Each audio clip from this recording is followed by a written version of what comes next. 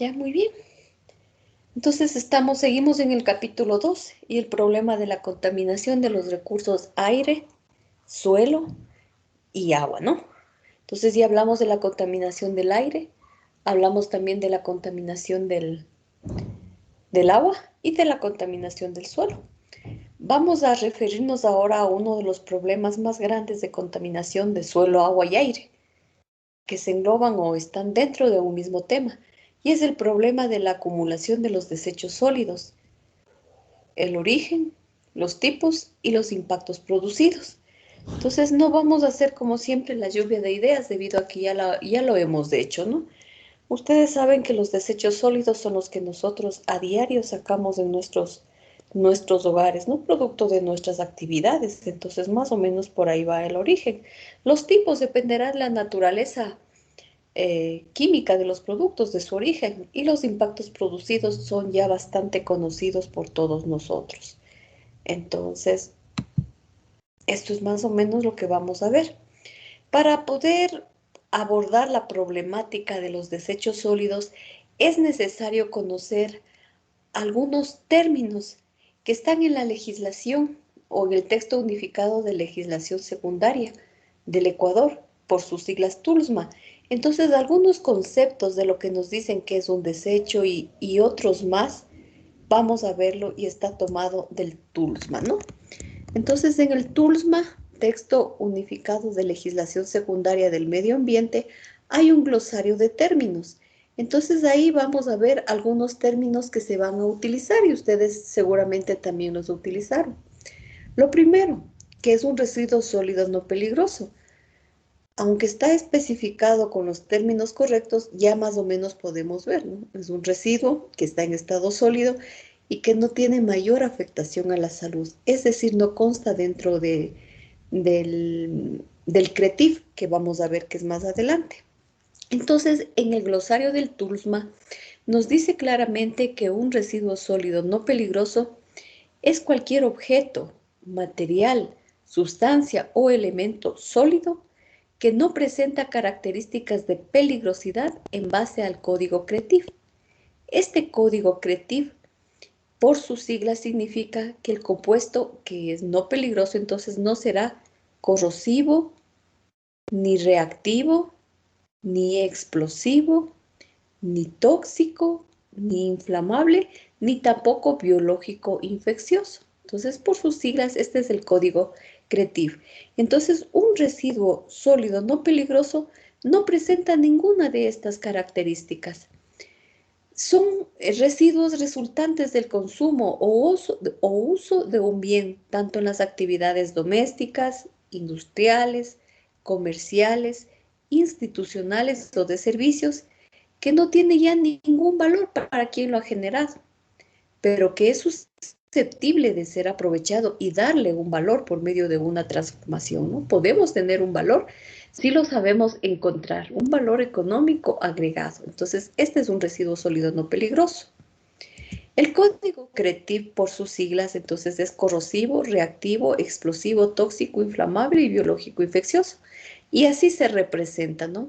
Con estos dibujos. Entonces, de esta manera, el radiactivo es muy conocido, ¿no? Explosivo también, el tóxico, siempre la calavera con los dos huesos cruzados, inflamable la llama y biológico infeccioso se representa siempre ahora que estamos con esto de COVID, ¿no? Las fundas rojas tienen este dibujo que significa que ahí están residuos biológicos infecciosos. Todos estos son compuestos que resultan ser tóxicos, ¿no? Entonces los no tóxicos, lógicamente, no caen dentro de ninguna de esta categoría. El material peligroso, lógicamente, va a caer dentro del código CRETIF. Es todo producto químico y los desechos que de él se desprenden por sus características físico-químicas, corrosivas, tóxicas, reactivas, explosivas, inflamables y biológico-infecciosas.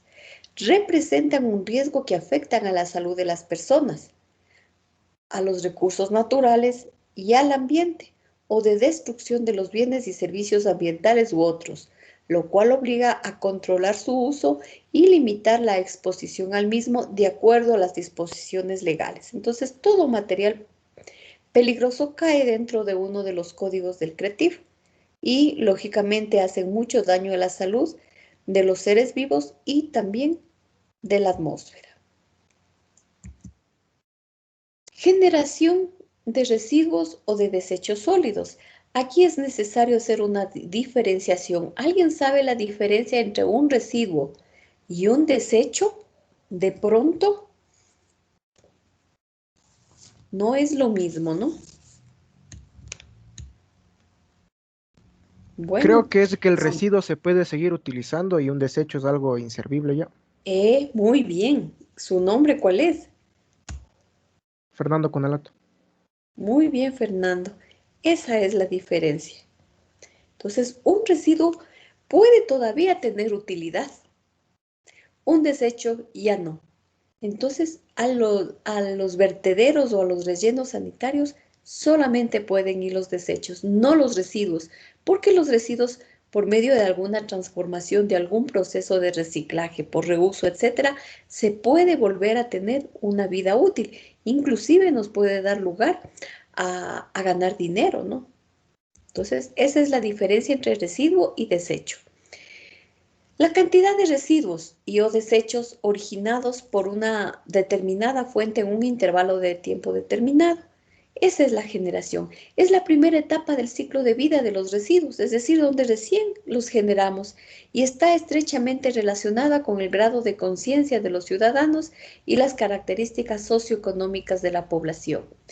Mientras la capacidad adquisitiva de las personas sea mayor, es decir, mientras más alta eh, eh, en categoría socioeconómica más alta estén las personas, se desechan sobre todo residuos de plástico, papel, metal y menos orgánico, ¿no? En cambio, cuando la población vive en pequeñas ciudades y no tiene un poder adquisitivo muy grande, los principales desechos o residuos, hablemos más bien de residuos, que se pueden eliminar son de tipo orgánico. Entonces, todo depende de las características socioeconómicas de la población para que genere uno u otro tipo de residuo o desecho. ¿Qué es en cambio un generador de residuos o desechos sólidos? Es toda persona, natural o jurídica, pública o privada, que como resultado de las actividades diarias puede crear o generar desechos y o residuos sólidos. Entonces nosotros somos generadores de residuos, generadores de desechos. La disposición final. Todos los desechos deben terminar en un lugar, ¿no? Y lo correcto es que sean no en botaderos a cielo abierto, ni quebradas, ni cuerpos de agua, ni terrenos baldíos. Tienen que terminar en un relleno sanitario, ¿no? Lógicamente. Entonces, la disposición final es la última de las etapas del manejo de los desechos y o residuos sólidos, en la cual son dispuestos en forma definitiva y sanitaria mediante procesos de aislamiento y confinación de manera definitiva de los desechos o residuos no aprovechables o desechos peligrosos y especiales con tratamiento previo en lugares especialmente seleccionados y diseñados para evitar la contaminación, daños o riesgos a la salud humana o al ambiente. La disposición final se lo realiza cuando técnicamente se ha descartado todo tipo de tratamiento, es decir, no hay nada que recuperar, tanto dentro como fuera del territorio ecuatoriano. Entonces, si bien es cierto, la generación es la primera etapa de los residuos sólidos, la disposición final es la última. Y estos residuos o desechos, ya cuando no tienen valor, se tienen que disponer adecuadamente. Entonces, para eso se utilizan los rellenos sanitarios. Estos rellenos sanitarios, como vamos a ver, alguien está con un micrófono encendido. Estos rellenos sanitarios deben tener una serie de características, ¿no? Aquí se puede ver una geomembrana que evita la infiltración de los lixiviados de los residuos orgánicos hacia el suelo, evitando la contaminación de fuentes tanto superficiales como subterráneas, ¿no? Entonces, dependiendo de la ciudad, del país, del grado de desarrollo económico que tengan los desechos, los rellenos sanitarios son los sitios de disposición final y deben tener una serie de características. En realidad es una obra alta de ingeniería.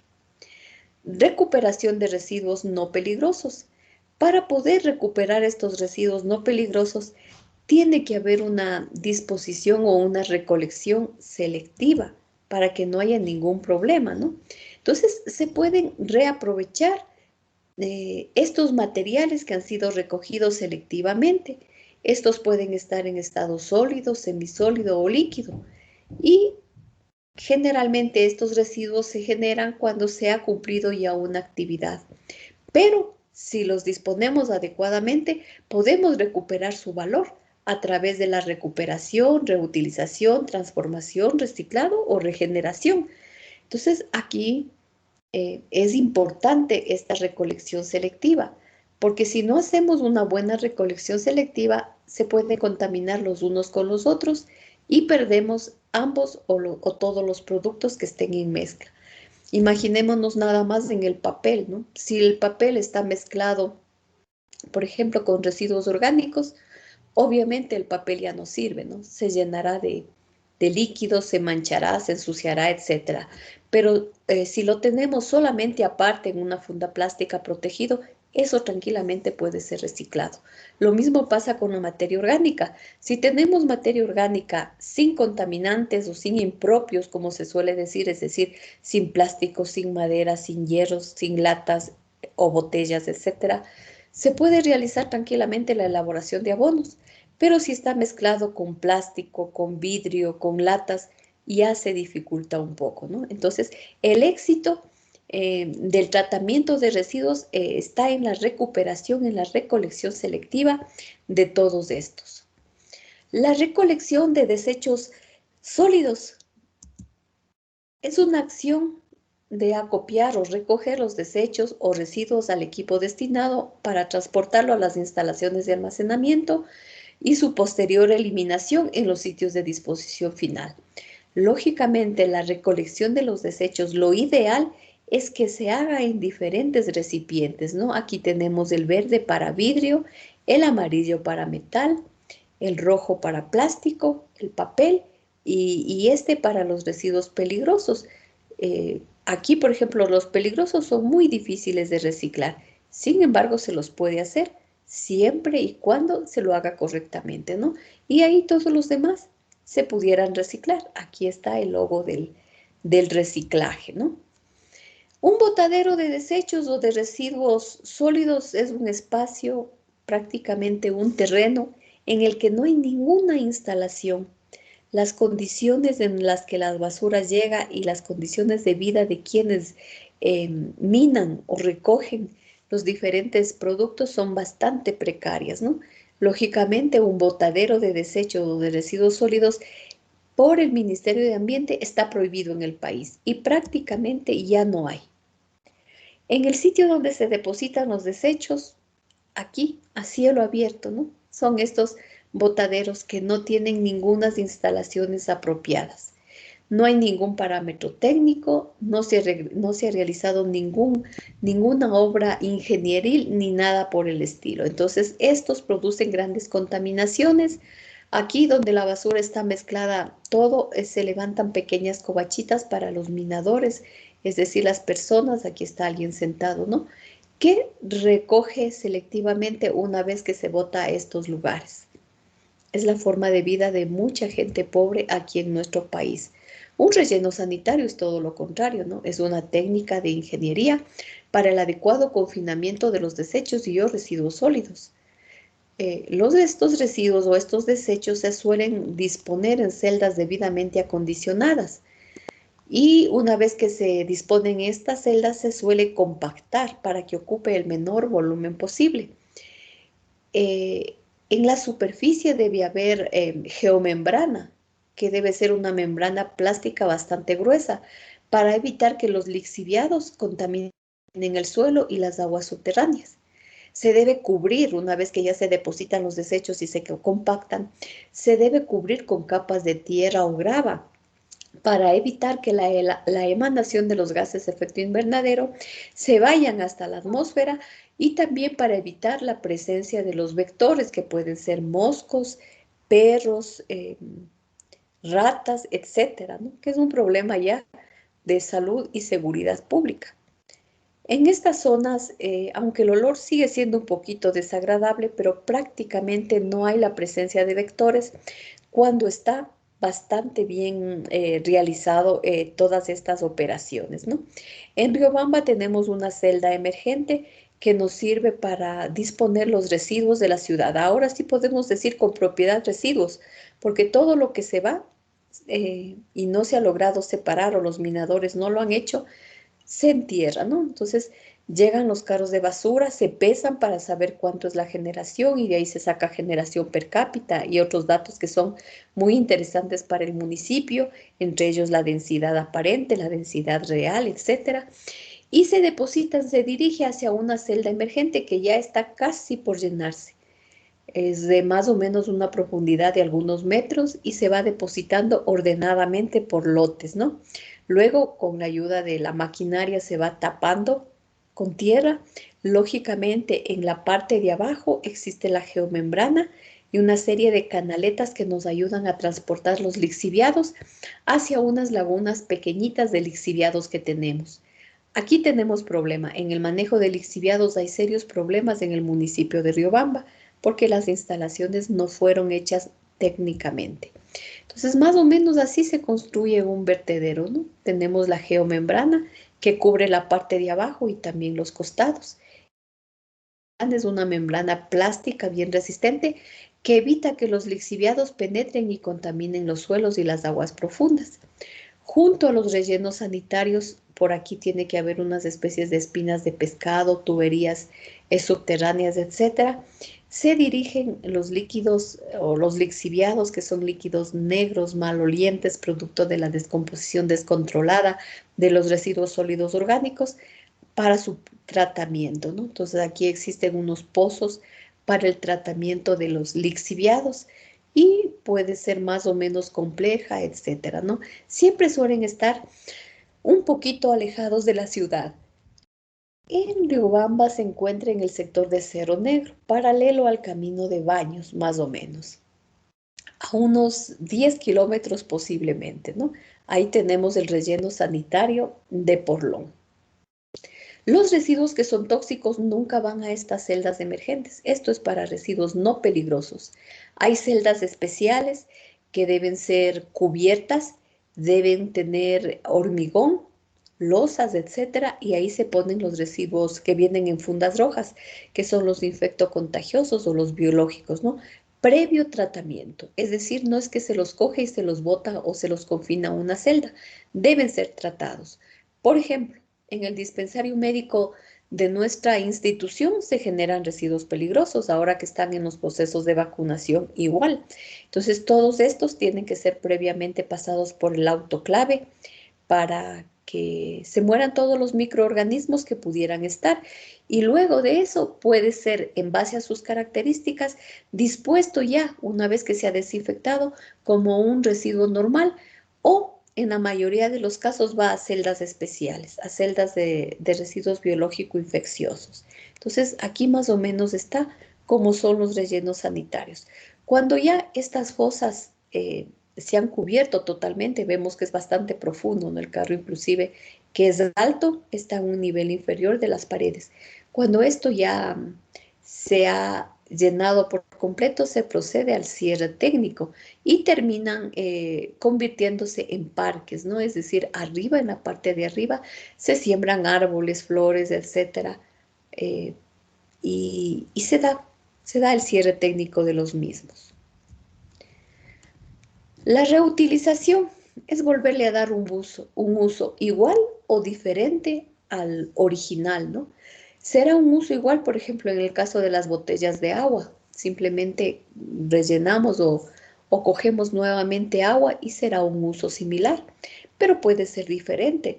Y en Internet hay ideas muy buenas, ¿no? Por ejemplo, de las llantas, pueden servir como maceteros y adornan muy bien. Inclusive hay figuritas que les hacen con las llantas, ¿no? De aves, de chanchitos, de perros, de todo he visto en estos y quedan bonitas cuidándoles apropiadamente. Miren, aquí hay pequeñas construcciones que se han hecho con botellas o de vidrio o de plásticos rellenas con tierra o con grava, ¿no? Entonces ya va del ingenio de la gente, cómo se están construyendo. Estas botellas son rellenas para que haya peso, ¿no? Aquí tenemos unas botas de caucho que nos han servido o han servido como macetas, ¿no? Entonces, en la reutilización lo que se hace es utilizar un residuo sin ningún tratamiento, ¿no? Para prolongar la época o la duración del producto y utilizarlo para un mismo fin o para un fin diferente. Entonces, en la Fundación Mashcana que les había dicho en la mañana, existe una pequeña construcción. Una pared es hecha con botellas de plástico, otra es hecha con botellas de vidrio, otra es con trozos pequeños de cerámica, etcétera, para indicar que se puede construir de esta manera, ¿no? Ahora también sabemos ya que hay bloques ecológicos de plástico, ¿no? O de cualquier otro material proveniente de residuales. Ahí sí ya intervienen eh, efectos mecánicos, físicos, biológicos, etcétera. Aprovechamiento de los residuos no peligrosos. Teóricamente, todos los residuos no peligrosos son susceptibles de ser aprovechados siempre y cuando haya una recolección selectiva. Con el plástico se separa las etiquetas de las botellas, se separa las tapas porque es de un plástico diferente, se los compacta y se puede volver a reciclarlos, ¿no? El papel igual, el papel nunca se recicla totalmente al 100%, se necesita un 50% de pasta virgen de papel y ahí tenemos el papel reciclado, ¿no? Pero evitar un 50% es bastante bueno. El vidrio es uno de los materiales que se demora en degradar, ¿no? Alrededor de 4.000 años vimos en la mañana, pero es completamente reciclable el número de veces que sea. Es decir, es 100% reciclable, no hay ningún problema. El caucho también se está reciclando, el de las llantas se le quitan los alambres y se están haciendo bloques de caucho que disminuyen el impacto al caminar, ¿no? Entonces en gimnasios, en parques se están poniendo esos bloques de caucho y perfectamente se lo puede reciclar. La materia orgánica se realizan abonos de diferentes tipos, sean sólidos o líquidos. Estos abonos orgánicos brindan mejores resultados que los abonos químicos porque no contaminan, cuando están bien hechos, no contaminan el ambiente. Entonces se puede recuperar con una serie de operaciones eh, estos residuos no peligrosos. Y de hecho nosotros siempre lo hacemos, ¿no? De una u de otra manera. Para recuperar estos desechos no peligrosos es necesario que los residuos sean sometidos a tratamientos, dependiendo lógicamente de su naturaleza. Entonces, un tratamiento no es sino un conjunto de procesos, operaciones o técnicas de transformación, sea física, química o biológica de los residuos sólidos para modificar sus características o aprovechar su potencial y se puede generar un nuevo residuo con características diferentes. Entonces, en los tratamientos existen grandes consorcios, grandes empresas. Aquí se ven lagunas, ¿no? Lagunas facultativas para el tratamiento de aguas. Se puede observar en esta parte digestores para destilación, para digestión anaerobia, es decir, en ausencia de aire, generar el gas metano, ¿no? El gas metano se puede quemar produciendo calor para calentar aguas de calderos o se puede introducir mediante un generador al alumbrado público, ¿no? O al sistema de corriente eléctrica, digamos así. Otros residuos pueden compostarse, pueden formarse abonos líquidos, etcétera. Entonces, cualquier tratamiento es válido a la hora de aprovechar los residuos. El tratamiento de residuos sólidos no peligrosos es entonces un conjunto de procesos, operaciones para cambiar, ¿no? Entonces aquí podemos ver una economía circular. Entonces vamos nosotros generando desechos, los recogemos separadamente, unos ya no tienen vida útil, se van a los rellenos, otros pueden ser reciclados y vuelve el ciclo, ¿no? Esta es una economía circular que es lo que se está tendiendo a hacer ahora.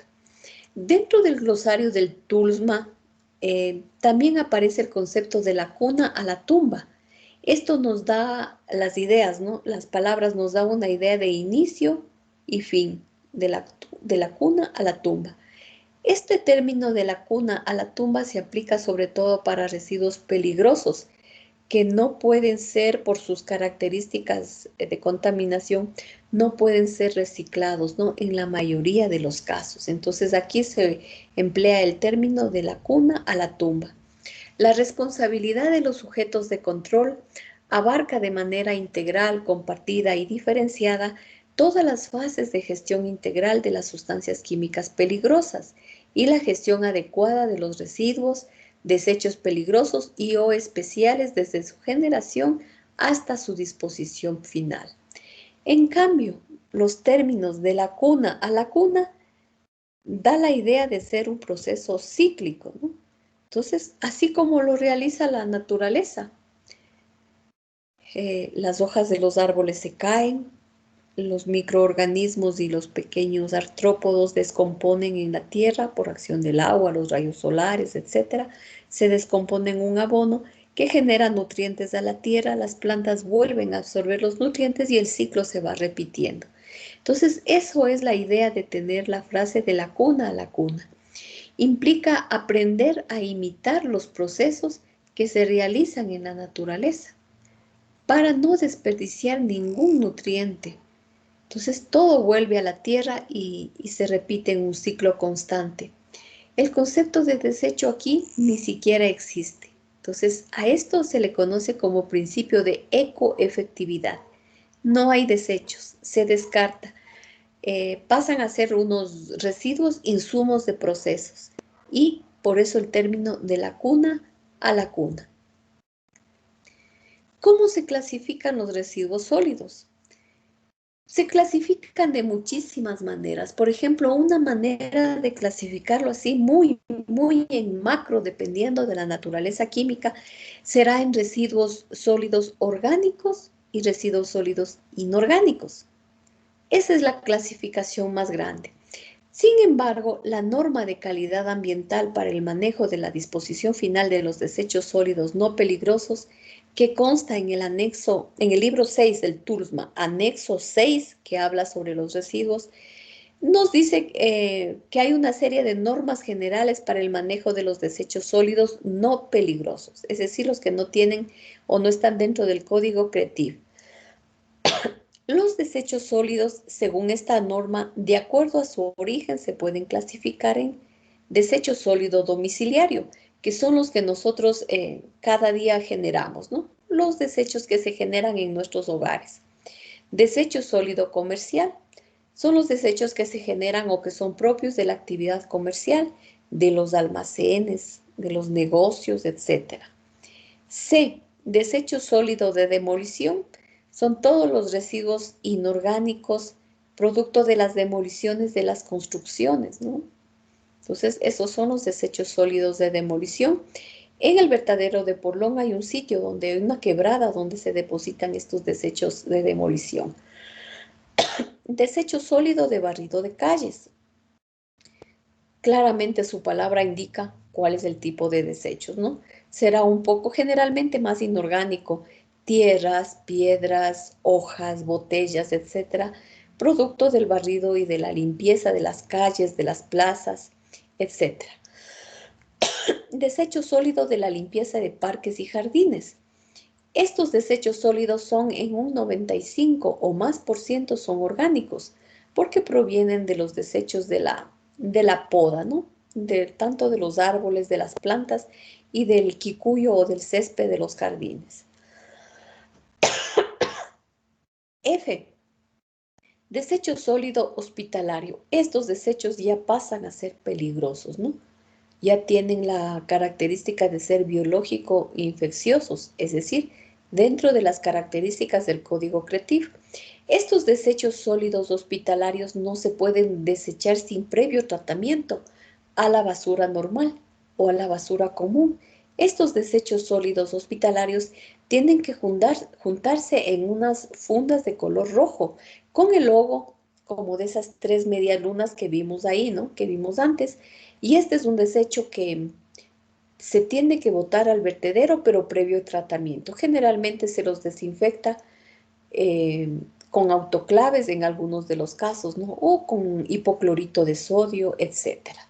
Estos son los desechos sólidos hospitalarios. Hay una celda emergente que está funcionando muy mal en nuestro relleno. La semana anterior que estuve en Porlón, es como un hueco, ¿no? Ya cuando se va llegando al vertedero es como un hueco. Y de la parte alta se avanza a ver las fundas rojas, que es típico de un desecho o sólido hospitalario, pero no están ni siquiera cubiertas, por lo que los perros perfectamente podrían romper esas fundas, ¿no? Entonces, el manejo de desechos sólidos hospitalarios es nulo en nuestra ciudad. Simplemente se retiran las fundas rojas y se dejan en una partecita junto al relleno sanitario. Desecho sólido institucional son los desechos sólidos de empresas, de instituciones, por ejemplo, los municipios, la gobernación, comandos de policía, etcétera. Estos son desechos sólidos institucionales. H, desecho sólido industrial, son los desechos más peligrosos que producen las fábricas, ¿no? Aunque en las fábricas también puede haber un residuo que no es peligroso, por ejemplo, el papel o de las actividades alimenticias, ¿no? Pero la mayoría son residuos peligrosos porque son provenientes de empresas, ¿no? O de industrias. Y finalmente el J tenemos en los residuos sólidos especiales. Aquí vienen residuos de matadero, y algunos otros tipos de residuos de cenizas, de incineración, etcétera, ¿no? Esta es la clasificación de los residuos sólidos de acuerdo a la norma de calidad ambiental para el manejo y disposición final de desechos sólidos no peligrosos que consta en el libro 6, anexo 6 del libro TULSMA, texto unificado secundario de legislación del medio ambiente, ¿no? Eso es TULSMA. La generación de residuos sólidos urbanos a nivel de todo el mundo va aumentando año con año. Se calculan que se generan en todo el planeta de 7.000 a 10.000 millones de toneladas y durante el año, y alrededor de 3.000 millones de personas carecen de acceso a instalaciones controladas de gestión de residuos sólidos, lo que es algo más de la tercera parte, ¿no? Tal vez unas 2/5 partes posiblemente eh, de personas carecen de lugares apropiados en donde botar sus desechos y por eso los hacen en acequias, en terrenos baldíos, en cuerpos de agua, etcétera, ¿no? La gestión inadecuada de residuos causa serios problemas medioambientales, también problemas de salud a las personas y problemas económicos, porque para remediar o solucionar esta problemática se hacen ingentes gastos de dinero. Por ejemplo, el relleno sanitario de Riobamba creo que costó como 2 millones de dólares y es muy pequeñito, ¿no? Estaba programado, una celda emergente está programada de 2 a 4 años y nuestro relleno, de lo que recuerdo, más o menos en el 2014 se lo hizo. Fíjese en cuántos años ya lo tenemos y es solamente una celda emergente. No hacer nada, es decir, con la generación de estos desechos, no hacer nada cuesta entre 5 y 10 veces más que invertir en una buena gestión de residuos. Entonces, si fuéramos inteligentes y las autoridades tuvieran esa decisión política y el compromiso de actuar en favor del ambiente, no hicieran estos vertederos que cuestan millones de dólares. Harían empresas que se dedican a recuperar todos estos residuos, a clasificarlos selectivamente, los orgánicos, compostarlos, hacer bokashi, hacer bioles o cualquier otro tipo de abono orgánico, los plásticos reciclarlos, los papeles igual reciclarlos, los metales fundirlos, los ferrosos o no ferrosos separarlos, etcétera. Entonces, si hiciéramos una de estas instalaciones, es mucho más barato hacer la instalación que construir tremendos rellenos sanitarios que duran unos pocos años de vida. Se supone que un relleno sanitario tiene unos años de duración de 30 a 50 años. Por lo tanto, ustedes pueden imaginarse que los costos son bastante altos. Entonces, si tuviéramos un poco más de empatía con la naturaleza, todos los residuos que están destinados a construir grandes rellenos, lo que se haría es hacer microempresas o empresas, ¿no? Que gestionen correctamente los residuos sólidos y en vez de gastar tanto, se generarían inclusive recursos y luego quedarían únicamente para los desechos, es decir, para lo que ya no sirve, solo eso, por norma, tiene que dirigirse a un relleno sanitario. Imaginémonos que en los mercados, a ver, solo en el mercado mayorista se desechan cada día un promedio por semana de 8 toneladas diarias, de los cuales el 95% más o menos son residuos sólidos orgánicos. Eso hasta hace un año atrás, todito se iba al relleno sanitario. Ahora se está yendo a la zona de compostaje y aunque tenemos todavía algunos inconvenientes, estamos compostando allá. Entonces, esas grandes cantidades de desechos que van a generar lixiviados en las celdas de los rellenos sanitarios, más bien lo que están haciendo es produciendo abonos orgánicos, con lo que se evita menor presencia de los vectores, de moscos, de aves que están en la basura, ¿no?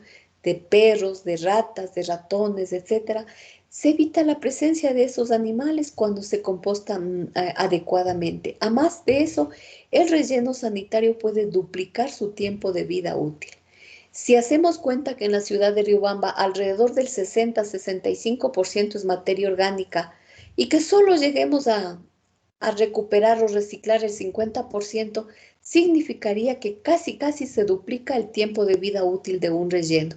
Si a eso retiramos grandes cantidades de plásticos, grandes cantidades de vidrio, de caucho, de papel, de cartón, de materiales ferrosos y no ferrosos, latas de aluminio, etcétera, imaginémonos cuántos años más nos duraría nuestro vertedero y con todos esos residuos clasificados selectivamente, inclusive tendríamos ganancias económicas. Entonces, esa visión es la que nos falta todavía.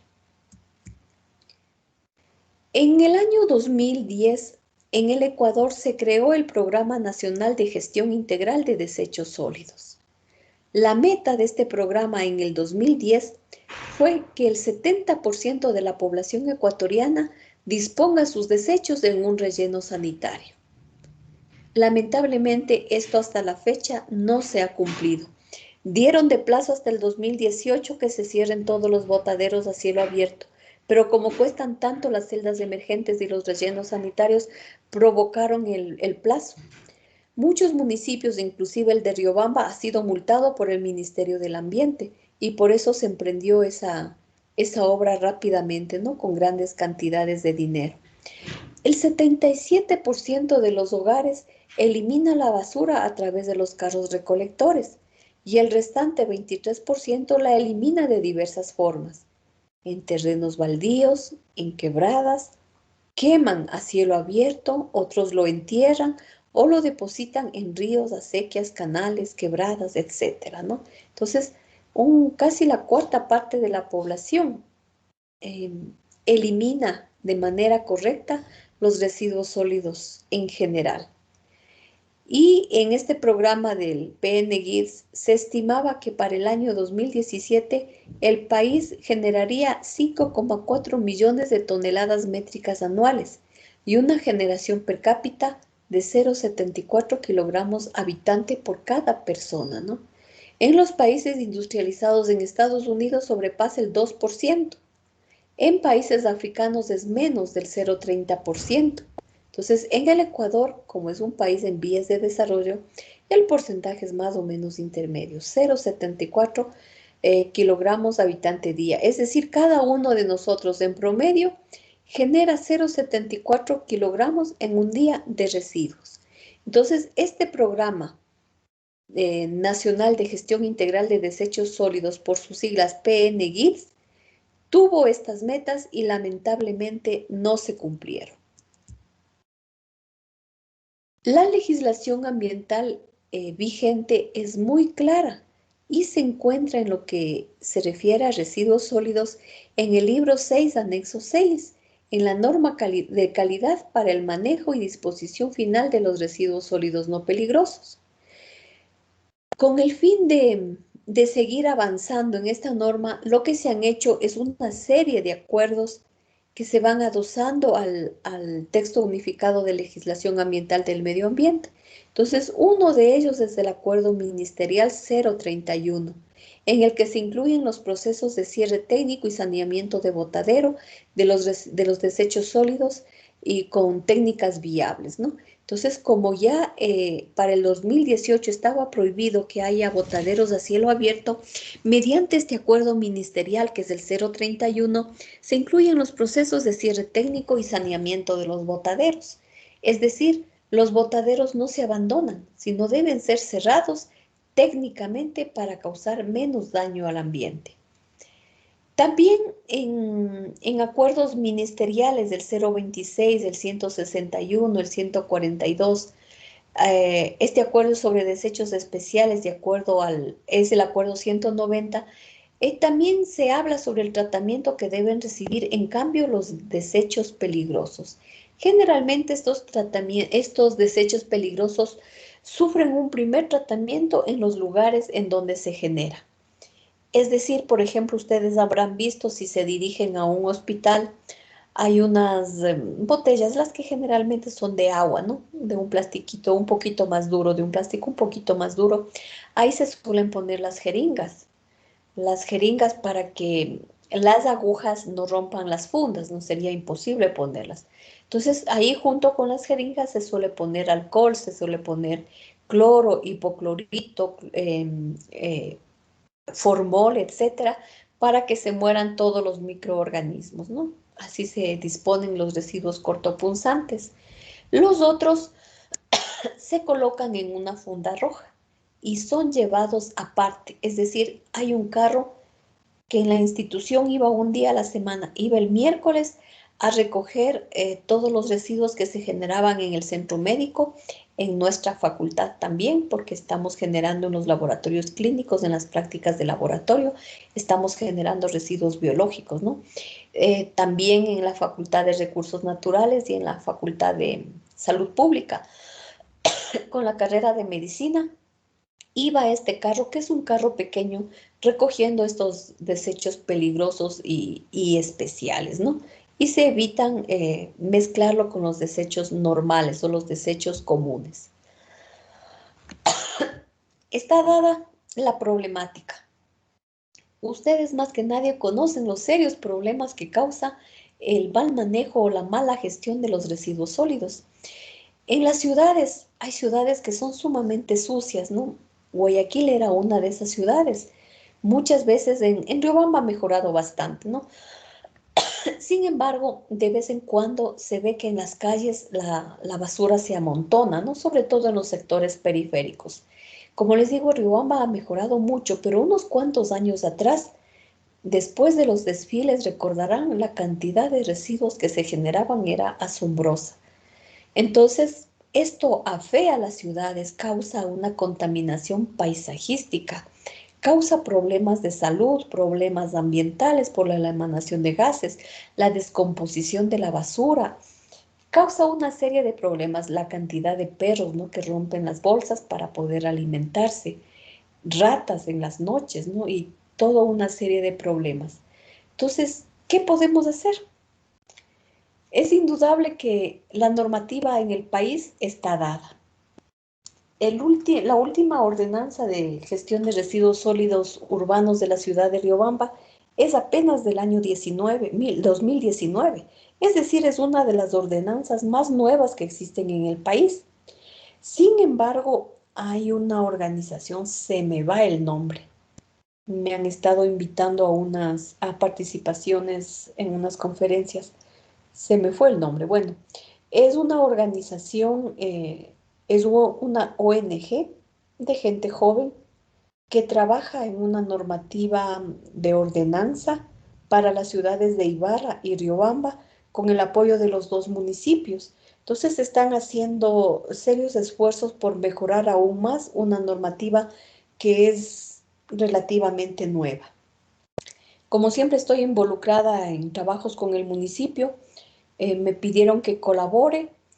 Se presentó una serie de observaciones que no se tomaron en cuenta, lamentablemente, ¿no? Nos dijeron que ya habían resuelto antes o cosas así, o sea, nos hacen trabajar y luego no toman en cuenta. La Escuela de Bioquímica y Farmacia también presentó una normativa con algunas objeciones en cuanto a la disposición de los residuos peligrosos. Tampoco se tomó en cuenta, lamentablemente. Es decir, piden ayuda, pero a la final nos hacen trabajar y no se van tomando en cuenta, ¿no? Entonces, esos son los graves problemas de descoordinación que existen. Entonces, sí es posible realizar cambios, siempre y cuando las normativas escritas se cumplan y se colabore todos los ciudadanos con una educación ambiental que es imprescindible para que estos procesos mejoren. Lo más importante es rechazar, ¿no? Para que de esa manera se minimice la generación de residuos sólidos. Y también separar o recolectar selectivamente para que todos esos residuos sean reciclados de acuerdo a su naturaleza. También los grandes productores o generadores de residuos deberían involucrarse más en la gestión del ciclo de vida completo de sus productos. Es decir, cada vez más están haciendo productos desechables. Ustedes ven, por ejemplo, en los teléfonos. Yo creo que si llegan a durar un par de años, no llegan a durar más. O se agotan las baterías o alguna cosa se daña o no hay repuestos, con lo que también es un problema de las empresas, ¿no? Ya no hay repuestos y se está haciendo que el consumismo sea cada vez mayor. Entonces, por normativa, asimismo, los grandes productores de residuos tienen que involucrarse en la gestión del ciclo de vida para que sus productos o los residuos finales no sean tóxicos ni en muchas cantidades, ¿no? La cooperación internacional es vital, sobre todo para los países que estamos más rezagados, ¿no? Para aquellos que estamos en vías de desarrollo y porque generalmente en los países más pobres, estos países son los que se convierten en vertederos de materiales peligrosos provenientes de países desarrollados. Ya vimos un vertedero, ¿no? Que hay en China, allá van muchos residuos tecnológicos. Entonces ahí la gente anda entre computadoras, teléfonos, todo inservibles, tratando de sacar algunos de los metales que se pueden volver a utilizar, ¿no? Pero no lo hacen de una manera técnica. También los países que están en esa carrera armamentista y nuclear, muchos de esos residuos peligrosos los han depositado en el mar, ¿no? En el mar existen sumergidos una cantidad increíble de residuos peligrosos de todo tipo, sobre todo cerca a los países pobres, a los países que no tienen ese poder de protestar, ¿no? Porque no tienen recursos. Una gestión inteligente de los residuos permitirá a los países reducir los costos de eliminación y obtener un beneficio adicional con las materias primas recuperadas. Esto es lo que debemos hacer. No mandar todo a la basura. Cuando se manda todo en mezcla, se contamina y no nos sirve mucho. Entonces, si hubiera una recolección selectiva, lograríamos tener inclusive un ingreso por los recursos. Esto es lo que se está haciendo en el municipio de Riobamba, se ha hecho en el municipio de Quito. En el municipio de Quito están haciendo generación de gas metano y están incluyendo en el cableado de energía eléctrica. En Cuenca, Cuenca es una ciudad pionera en la recolección selectiva, al igual que Loja. También en la provincia de Chimborazo, Chunchi es un cantón en el que se hacía recolección selectiva. Digo se hacía porque en realidad no sé si se sigue haciendo en el presente, si alguien es de allá o de sus alrededores y si sabe que hay recolección selectiva, pero desde el año 2011 recuerdo que era un alcalde de apellido Roldán, me da la impresión, de lo que me acuerdo, ya hacían recolección selectiva. Entonces es la visión de las autoridades las que nos permite avanzar en todos estos procesos. Imagínense, por allá hace 10 años ya había las lagunas para el tratamiento de las aguas servidas, que de paso, como era en un cantón bien pequeñito, ni siquiera eran tan contaminadas. Sin embargo, ya había las lagunas de aireación y la facultativa. Había ya hacían vermicompostaje, es decir, le compostaban con la descomposición o añadiéndole la lombriz roja californiana, la Escherichia fétida, le añadían para que se descomponga la materia orgánica de los mercados, que era recogida selectivamente, al igual que la de los hogares. Todo eso hacían en el año 2011 en Chunchi. Desconozco cómo esté ahora la realidad, pero lo que quiero decirles con eso es que son las autoridades, los municipios, los que por el Código de Organización Territorial son los encargados de velar por la gestión de sus propios desechos. Son los municipios, ¿no? Y por eso hacen sus ordenanzas y todo lo demás. ¿Cuáles son los impactos ambientales de toda esta problemática de los residuos sólidos? Se contamina todo, se contamina el aire, se contamina el agua superficial, el agua subterránea, el agua de los mares, se contamina el suelo, se contamina el aire, etc. Entonces, el problema de la gestión inadecuada de desechos sólidos, orgánicos e inorgánicos es bastante grande. ¿Cómo es que se contamina el aire? La acumulación de grandes cantidades de residuos en un sector puede traer a que se origine o puede provocar que se origine una contaminación lenta y con baja o nula presencia de oxígeno. Cuando la descomposición es sin oxígeno, se conoce como una descomposición anaerobia y como es descontrolada, se comienza a generar gas metano.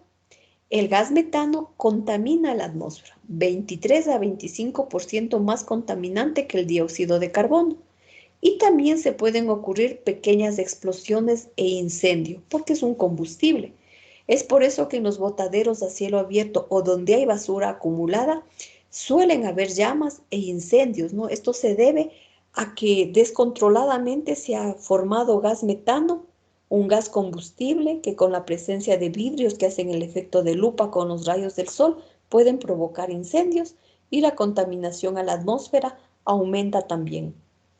También muchos de las materias orgánicas comienzan a descomponerse, generar líquidos malolientes y la eliminación de gases contaminantes a la atmósfera. Entonces, los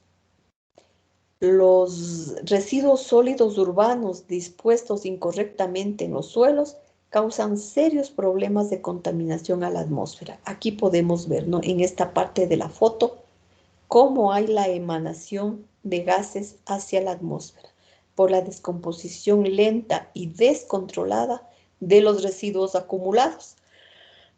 Entonces, el aire sí se contamina por los residuos sólidos.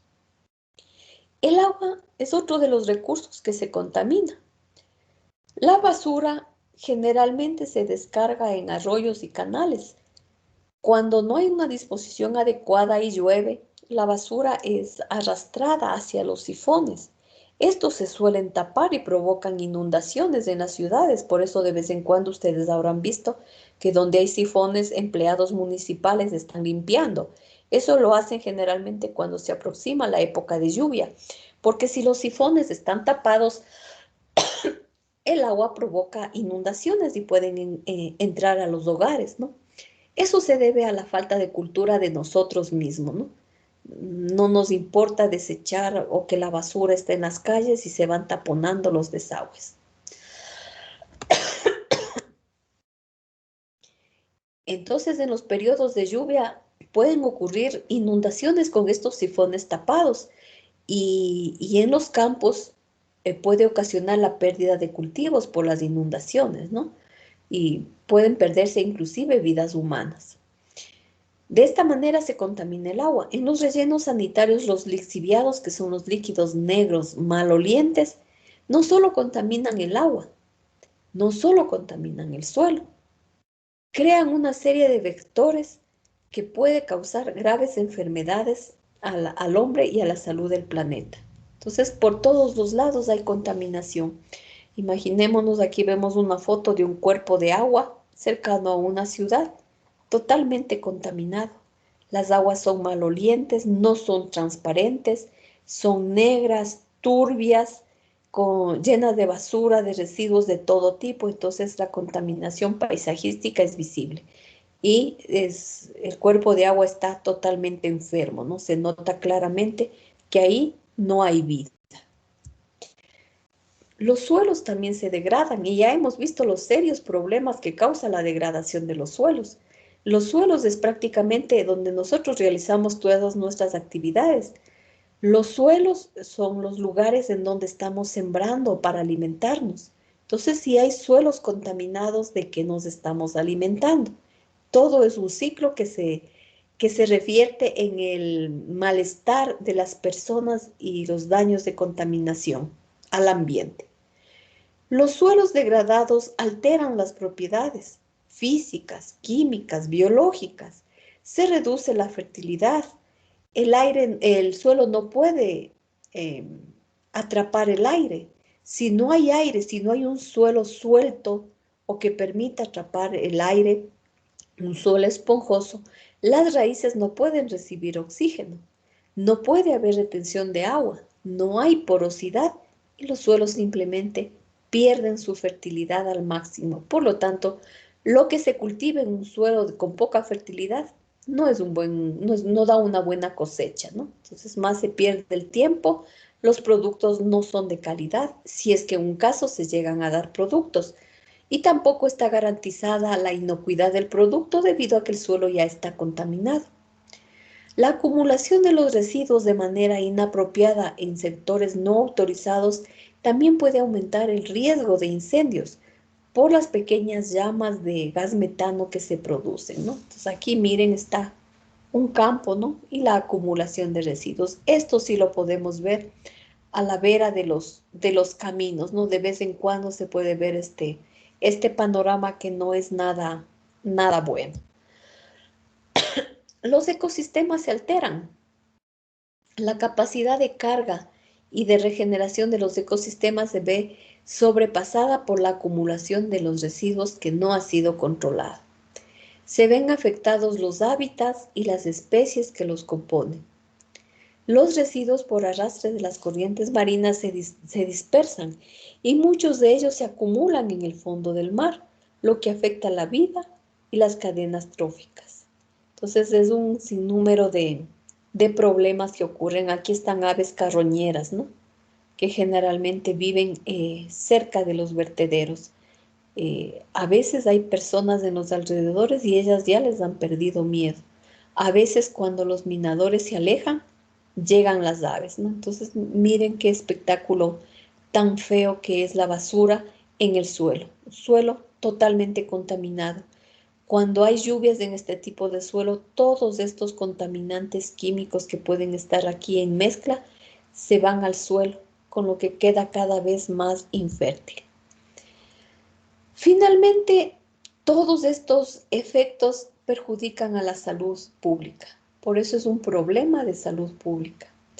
La contaminación ambiental y la transmisión de posibles enfermedades infectocontagiosas, ¿no? La degradación del medio ambiente causa serios impactos paisajísticos, lo que aleja el turismo, ¿no? Un turista no va a visitar una zona en donde hay basura por todos los lados, parques sucios, lixiviados, perros, moscos, ratas, etcétera, ¿no?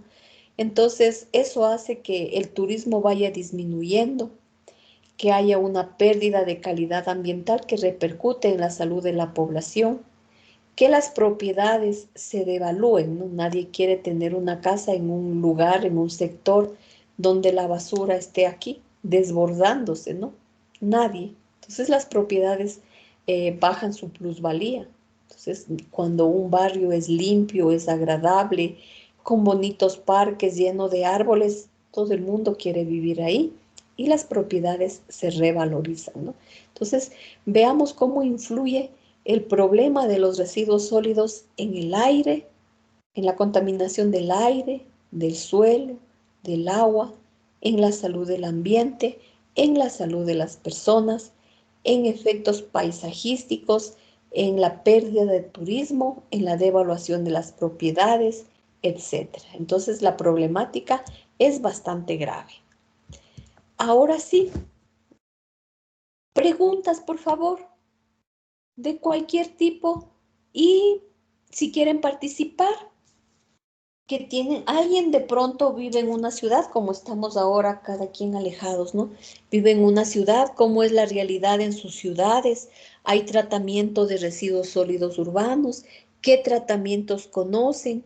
En sus casas muchas veces se puede elaborar abonos orgánicos, ¿no? Hay lugares en donde se ponen un poco de lombrices y tranquilamente se puede tener el abono para los jardines.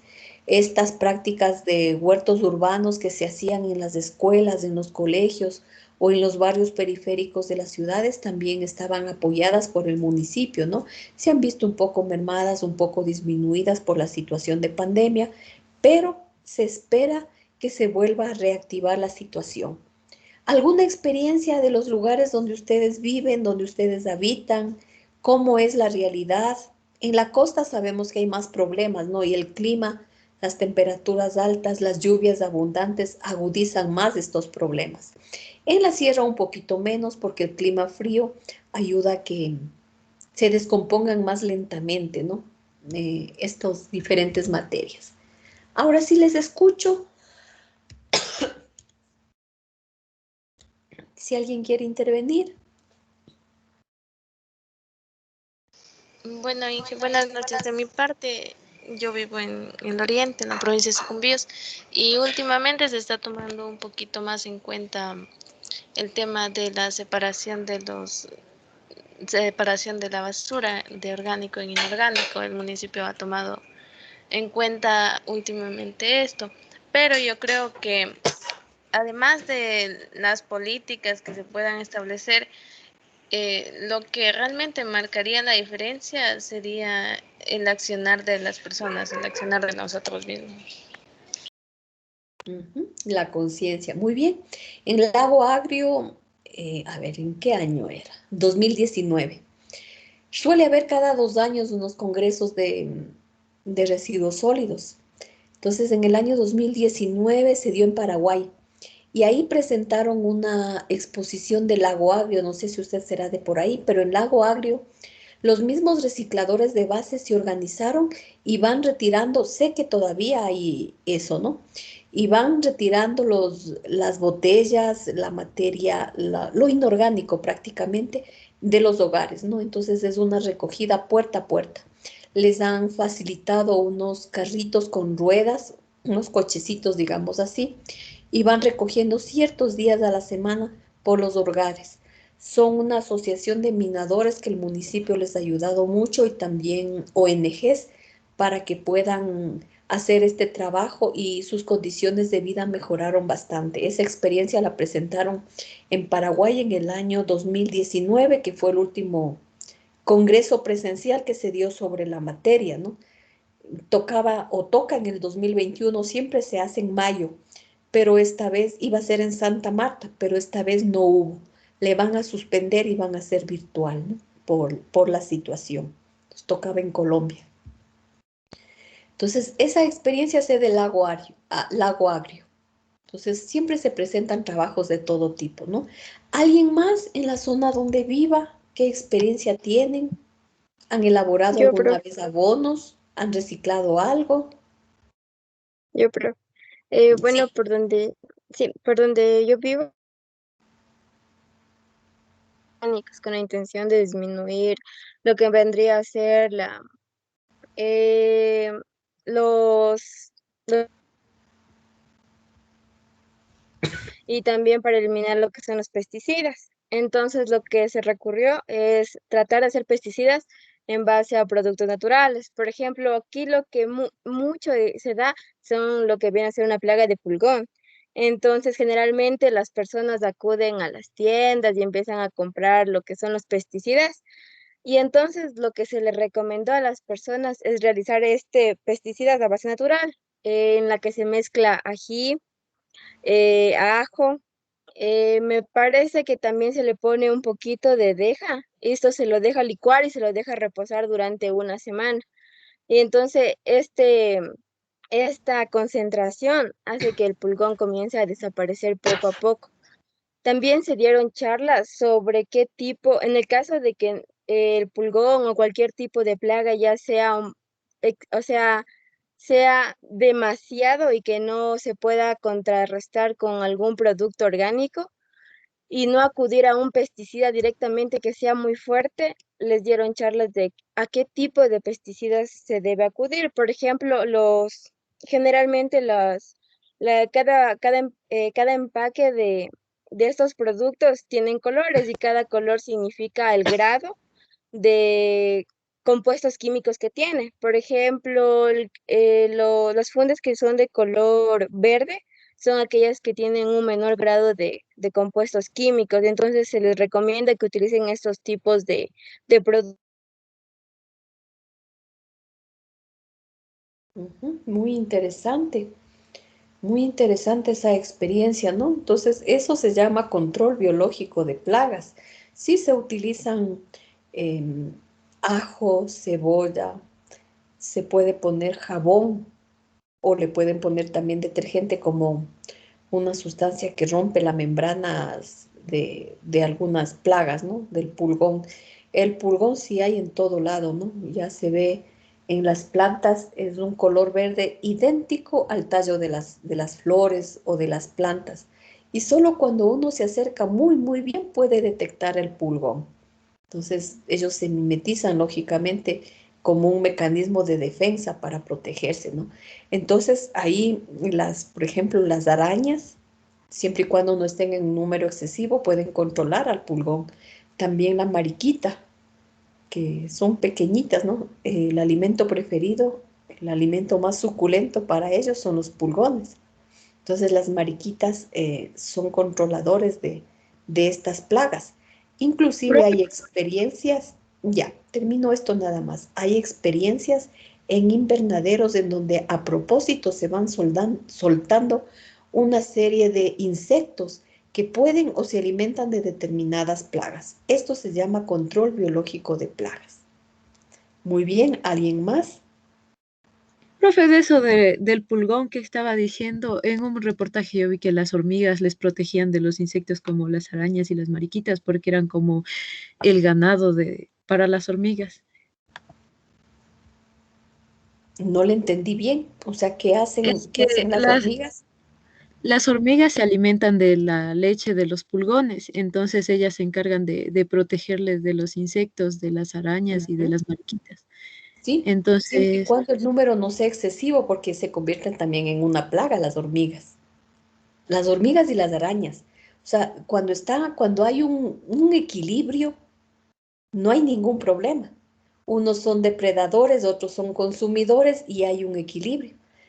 Y claro, las hormigas, las arañas, las mariquitas, todas esas comen plagas, ¿no? O sea, limpian a las plantas de plagas. Pero cuando hay un desequilibrio en la biodiversidad, estas también pueden convertirse en plagas. Cuando aumenta el número en una cantidad terrible, se convierten en plagas y hemos visto plagas de hormigas. De pronto, en algunas épocas del año, en las mismas casas, de pronto aparecen hormigas por montones, en la cocina, en los jardines, entonces ahí ya se convierten en plaga. Las babosas también pueden ser ya cuando están en exceso una plaga. Entonces, cuando hay un desequilibrio, ahí es donde el animal que puede controlar una plaga, a su vez se puede convertir en plaga, ¿no? Estos son por desequilibrios que ocurren en la naturaleza. Y sí, en lo posible, cuando ya no se puede controlar por métodos biológicos, que ahora hay una cantidad de métodos que existen, ¿no? Hay una serie de macerados, generalmente son con plantas que tienen olores fuertes, como la ruda, la Santa María, el ajenjo, es decir, plantas amargas o con olores desagradables, como por ejemplo el ajo, la cebolla, y ayudados por ejemplo, con jabón, como dice la compañera, no se deja en maceración, luego se filtra y con eso se fumiga, ¿no? Pero ya cuando eso no hay solución, en cultivos lo que se suele acudir es a los cultivos mixtos. Entonces se ponen unas hileras del cultivo que se esté haciendo, ¿no? Otras de otro cultivo, otras de otro para que ayuden a controlar las plagas. Y entre ellas se ponen trampas para insectos que son plantas que los insectos suelen atacar. Entonces hay, por ejemplo, plantas que tienen aromas muy agradables, que los insectos que son de plaga se dirigen a ellas. Entonces, como se dirigen y prefieren alimentarse de esas plantas que son como trampa, los cultivos quedan libres. Hay muchísimas maneras de hacer estas prácticas agroecológicas, ¿no? Entonces, ahora nomás estaba viendo en el internet que en Alausí hay una finca agroecológica de campesinos que está dando muy buenos resultados en el control de plagas. Entonces, no sé exactamente, solo decía que era por Alausí, daban el nombre, era un nombre quichua, no lo recuerdo muy bien. Entonces, eso suele ocurrir. ¿Alguien de pronto es de Chunchi o de Profe, sus alrededores?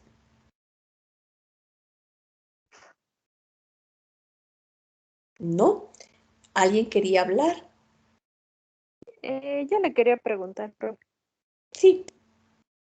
eso de de las mariquitas está relacionado con con lo último que dijo. Es Ujú. que yo tengo girasoles, entonces, bueno, con mi tío hemos sembrado y sembramos como quien dice en el mismo lugar, entonces hay bastante. Pero parece que, o sea, pero hay girasoles que en lugares que nosotros no hemos sembrado, por ejemplo, entre medio de las tejas. Y ahorita hemos visto que, o sea, ya están grandes, pero las hojas están agujeradas toditas. Entonces, estábamos viendo y capaz que es un gusano, el gusano que sale en las mariposas. Entonces le quería preguntar, o sea, ¿qué fertilizante podemos utilizar o sea, para que salga ese gusano? Porque si utilizamos otro fertilizante, puede matar al que es y al que no Ya, es, no porque hay, sería, o sí, sea, sí, no sería fertilizante, sería que no plaguicida, sería fungicida, porque el pesticida, fertilizante más bien le ¿verdad? da nutrientes. Yo también tenía un Sí. girasol muy bonito que lo compré. Cuando lo compré, estaba con la flor totalmente abierta y había muchos botoncitos, digamos, alrededor. Entonces era una planta linda, la sembré y se me murió. No pude controlar en el girasol por más que hice algunas de los preparados que normalmente se ven en internet, ¿no? Hice con ajo, justamente con ajo, con cebolla, le puse ruda, pero no pude controlar. Se me murió el girasol y me pasó lo de usted, ¿verdad?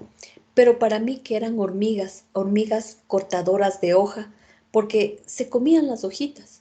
Y yo cada mañana muy tempranito me dirigía para ver si son babosas, para ver si son arañas, y resultaron que eran hormigas. Yo le alzaba las hojitas de los brotes de girasol y era una cantidad increíble de hormigas. Las hormigas hay cuando hay bastante humedad. Entonces, de pronto en el sector donde usted vive hay bastante humedad. Eso me pasó aquí en mi pequeño jardín, digamos, con el girasol y no pude controlar porque las hormigas estaban metidas en donde iban a nacer, en los botoncitos donde iban a nacer las flores. Y ya estaban metidas y ni siquiera ya pudieron florecer, ¿no? Entonces, traté de controlar y no pude. También encontré Es- en los mismos girasoles un gusano un poquito más grande que el de papa, pero de un verde idéntico al verde de las hojitas del girasol y del tronco del girasol. No sé exactamente qué insecto, o bueno, era una larva, ¿no? Pero seguramente luego se hace un insecto, o no sé. Pero eso también le acabó terriblemente. Entonces yo siempre en las plantitas que tengo estoy revisando que no haya plagas y las retiro, como no es mucho, no las retiro manualmente.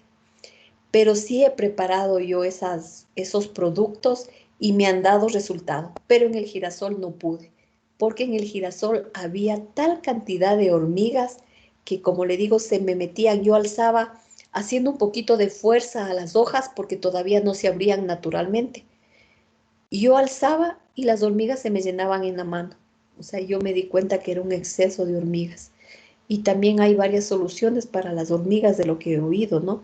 Em, Se les pone, no recuerdo, se me va, porque lo que hay que atacar es el hormiguero, el sitio donde están, donde van haciendo caminito, digamos así, ¿no?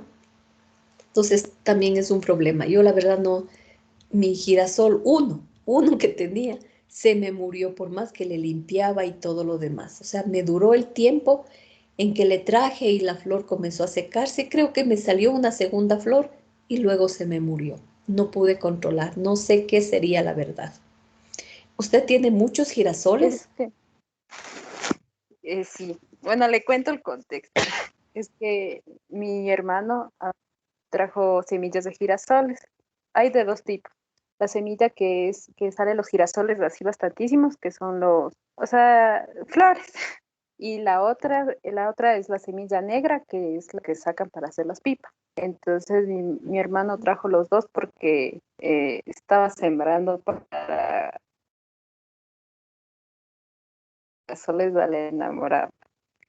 Entonces, después de ahí ya le dio los girasoles,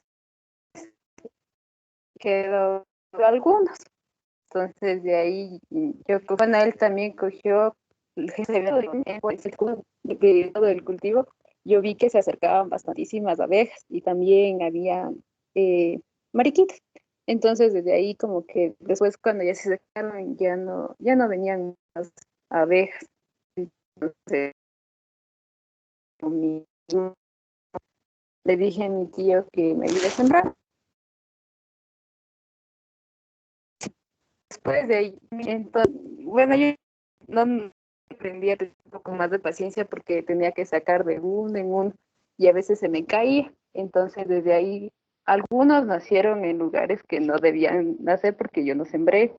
Entonces, de ahí fue como que se fue propagando y, o sea, parece mala hierba los girasales, pero están creciendo.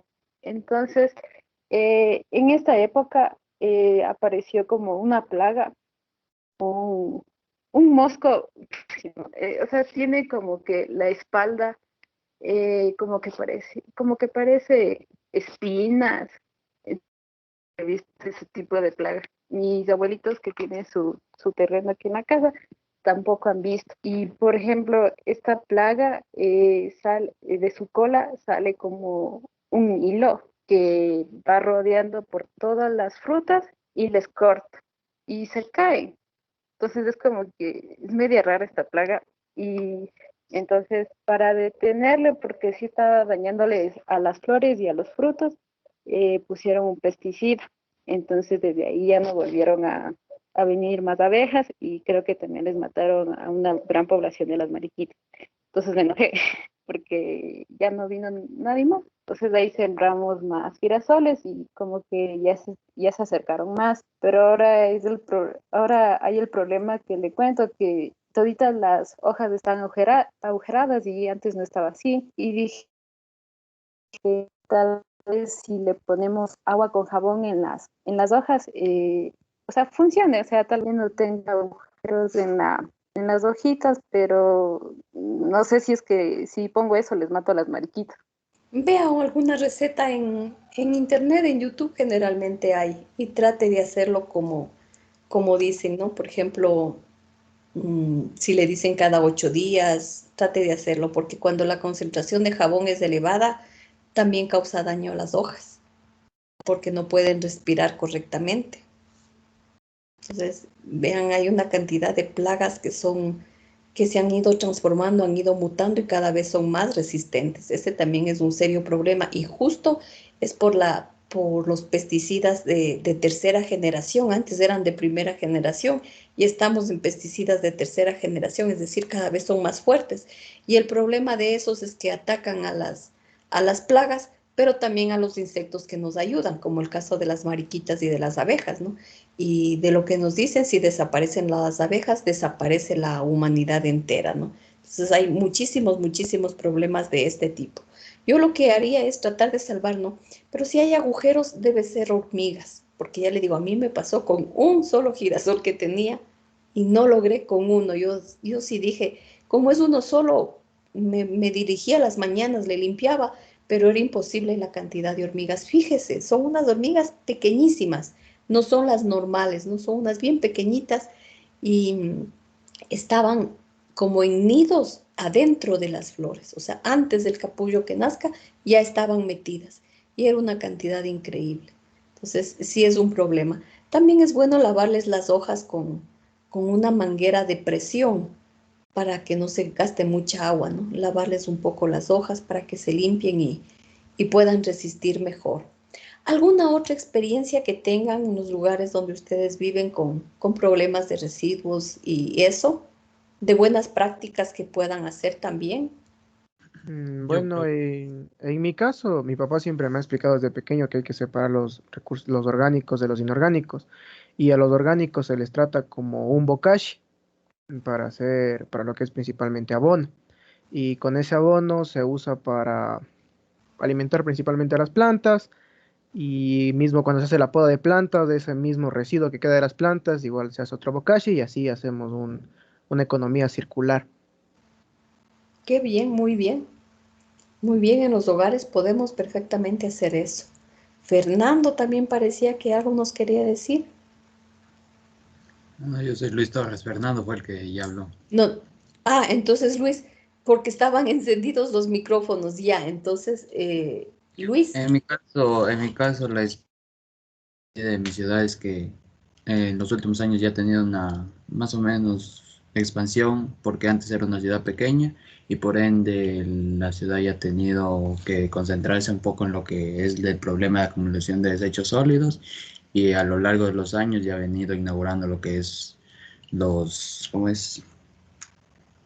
Ha venido inaugurando los rellenos sanitarios, cumpliendo todas las normas ¿en y en dónde me sí, dice que es eso? en Zamora Chinchipe. Ah, qué bien.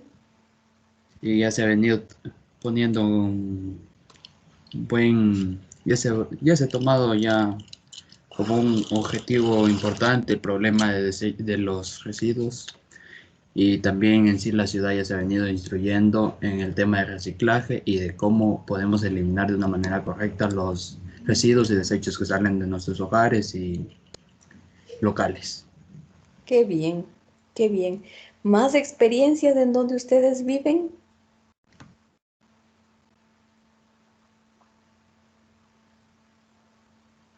Veo que están de todos los lados del Ecuador, no del oriente. ¿Alguien de la costa? No. Muy bien. Entonces, miren uno cómo va aprendiendo, ¿no? De las cosas que van haciendo en otros lados. Entonces, lo que debemos nosotros pretender o propender es a ser parte de la solución, ¿no? A interesarnos por estos problemas que se presentan en las ciudades, que se presentan en el campo. Hay mucha literatura que nos ayuda, literatura especializada, ¿no? Que nos ayuda a mejorar esto. Y como decía una compañera, ya cuando no se puede, tratar de utilizar pesticidas y plaguicidas que no hagan tanto daño, o sea, lo más ecológico posibles, ¿no? Que también hay. Hay preparados ecológicos en los supermercados o en las cadenas grandes, sí hay preparados biológicos. O también, a ver, aquí hay dos compañeras agrónomas que también venden productos para control de plagas biológico, control biológico de plagas. Ujú. Hay dos compañeras que trabajan bastante en ese sentido y me imagino que darán buenos resultados, ¿no? Como les digo, hubiera sido bonito. Asimismo, cuando daba ecología y me tocaba el capítulo de control de plagas, acudíamos a recursos naturales, al laboratorio de biología. Y una ingeniera, Norma Erazo, una amiga, una colega de ahí, nos daba una charla y cómo hacían las trampas para insectos, pero así todo bonito, ¿no? Nos llevaba a un aula, nos dividíamos, nos íbamos un grupo al laboratorio del control biológico de plagas que tenía y aprendíamos. Entonces, eso es muy bonito porque uno no sabe de todo, ¿no? Yo, por ejemplo, no soy agrónoma, no sé muchas de esas cosas, pero en cambio, con las amistades, le decía, ayúdame en esta clase. Y ella en cambio me decía, ¿sabes qué? Estoy en problemas con esto, tú sabes un poquito más de esto, ayúdame. Entonces yo igual me iba a cursos con ella y compartíamos experiencias, no como una clase, sino más bien como charlas, como experiencias para ir enriqueciendo las clases, ¿no? Entonces siempre yo les llevaba a una charla, al menos una charla en el semestre de control biológico de plagas, que ella era la especialista, y yo le daba clases de cómo hacer los abonos, en cambio que sé un poco más de lo que ella sabía y me decía, ¿no? Entonces así se van intercambiando ideas. Les llevaba a la Fundación Mashcana, nos íbamos a ver los envíos de hidroponía, aeroponía, etcétera. Y así se aprendía mucho mejor, ¿no? Con esa vivencia de experiencia de gente que sabe más.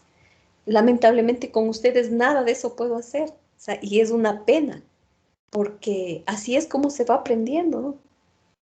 Así se va aprendiendo mutuamente y se van mejorando todos estos procesos. Esperemos que algún rato, hoy nomás, estuve en la Politécnica en la mañana después de clase con ustedes, me fui a la Politécnica, estaban ya limpiando el sector, el nuevo edificio de aulas, dicen que van a ser 28 aulas, está en la parte de atrás del laboratorio de investigación, tal vez ustedes conozcan un poquito, es la parte esquinera, ¿no?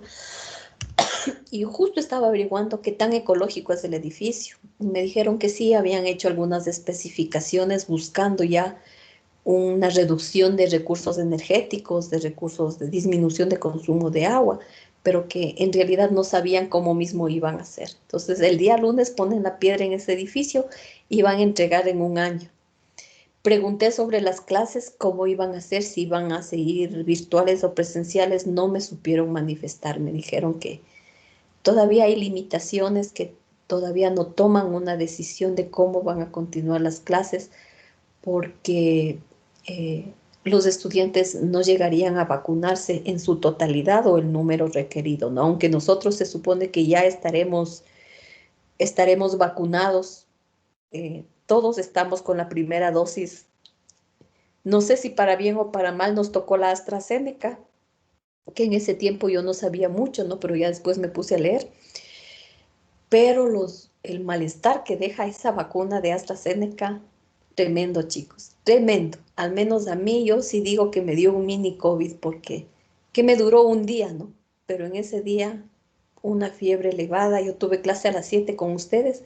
No sé ni cómo lo hice, era una fiebre elevada, un escalofrío, dolor de huesos, no me dolió la cabeza, un sueño, y así, ¿no? A otros les ha dado vómito, a otros les ha dado diarrea, a otros les ha durado mucho más tiempo. O sea, es una vacuna sumamente fuerte. Pero bueno, como se dice, no es peor no estar con la vacuna a no estar protegidos. Ahí también ya depende de cómo piense uno, ¿no? Yo no es que estoy en contra de las vacunas ni a favor de las vacunas, pero son las circunstancias las que van obligando un poco a tomar decisiones, las decisiones que uno cree que son un poquito mejor. Y ya llegará el momento en que ustedes tengan que decidir si se vacunan o no, ¿no? Y ahí sí ya es la decisión de cada quien porque no son obligatorias. ¿Alguna pregunta adicional, chicos?